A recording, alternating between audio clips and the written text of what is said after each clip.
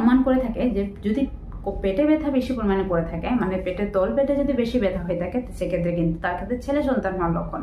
আর যদি কোমরে ব্যথা বেশি পরিমাণে হয়ে থাকে সেক্ষেত্রে কিন্তু মেয়ে সন্তান হওয়ার লক্ষণ। মানে অনুমান করা হয়ে থাকে যে ছেলে সন্তান নাকি পেটের সামনের দিকে এবং নিচের দিকে থাকে, পেটের পিছন দিকে মানে আমাদের যে মেরুদণ্ড রয়েছে সেদিকে থাকে মেয়ে সন্তান, এবং মেয়ে সন্তানের জন্য কিন্তু আমাদের কোমরে ব্যথা বেশি পরিমাণ দেখা দিতে পারে। তবে এক্ষেত্রে আমি নিজস্ব এক্সপিরিয়েন্স আপনাদের সাথে শেয়ার করি। বিশেষত আমার প্রেগনেন্সির সময় আমার কিন্তু একটি ছেলে সন্তান হয়েছে, এবং এই ছেলে সন্তানের সময় বিশেষত আমার কিন্তু এই কোমরে ব্যথা এবং পেটে ব্যথা দুটোই দেখা দিয়েছিল। তবে এক্ষেত্রে আমার ছেলে সন্তান অথবা মেয়ে সন্তান এটা কিন্তু বোঝা মুশকিল ছিল, কিন্তু আমার কিন্তু ছেলে সন্তান হয়েছে।